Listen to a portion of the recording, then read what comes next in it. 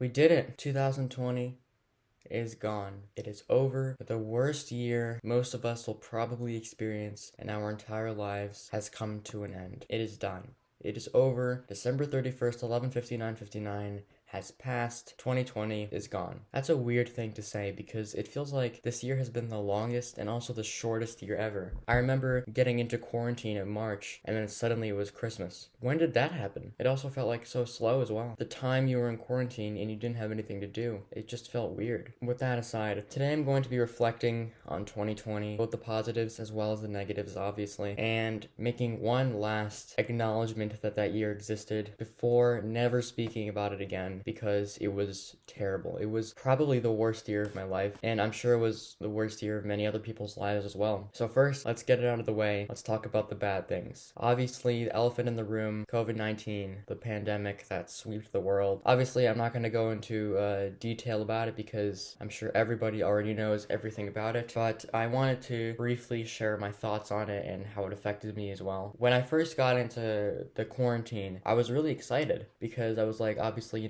no school and you can just do whatever you want. Obviously, online learning is a way different from in-person learning, and it was really an exciting experience for me because I was like, oh, this will only last a few weeks and that's gonna be fun. But then April rolled around and May rolled around, and it didn't seem like this was gonna be just a few weeks anymore. How naive March me was. It was around this point that I think it started to have a sort of negative effect on my mental health. I was really anxious about the whole situation, and it really worried me and scared me about the future because not only did I not know what was happening, nobody else knew what was happening as well, because it seemed like the situation was changing every second. In a situation like that, you can't really predict the future, obviously, and you're kind of stuck in the present, reflecting on the past, thinking about how bad that was, and then you're saying, if that was bad and I'm living in a bad timeline, what does the future look like? It was a difficult period, but I got out of it, and it seems like we're coming to the light at the end of the tunnel. Obviously, this pandemic won't be over for a while, but with the development of the vaccine, we are definitely getting closer. That is really reassuring because I'm sure, just like everybody else, I'm sick of staying home all the time. Although it's,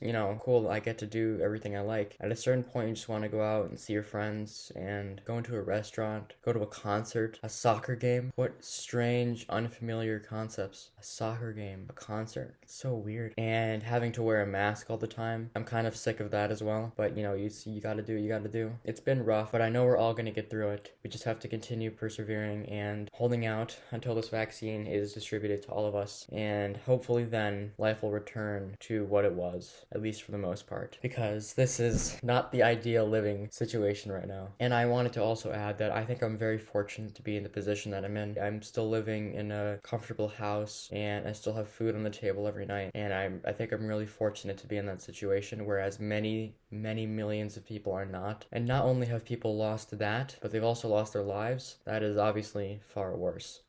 It's a devastating reality, but this is the world we live in, and it's better to face it head on than just brushing past it because, as much as I hate to say it, just because the new year started, it doesn't mean all of our problems are going to magically go away. And that sucks, because I wish as soon as 12 a.m. hit, COVID didn't exist, and every other problem that happened in 2020 didn't exist, but that's unfortunately not the way the universe works. So we still do have many problems, but in time, we will triumph and come out of this. But now I want to talk about the good things, because I accomplished a lot of things last year, and I kind of want to talk about them because I'm really proud of them. Firstly, I released 2 albums, Up and O's Journey, both of which I am equally proud of. Just kidding, O's Journey is a lot better. I spent a lot of time on them. On Up, I spent 6 months, and on O's Journey, I spent 7 months. I'm very proud of both of those projects. They came out very well, and the reception was very positive towards them from the general community. I think people can really see how much I'm improving and how much I'm continuing to improve as we speak. Yeah, I'm glad people had a good reception to them as well. I also released a lot of singles. I don't know the exact number, I can barely count, but I released a lot of singles. I put a lot of music out this year. My Spotify is in the description, obviously, if you want to check any of that music out. That was really good as well. I also went from I don't remember, but I gained at least 200 subscribers this year, because at the beginning of the year, I remember I had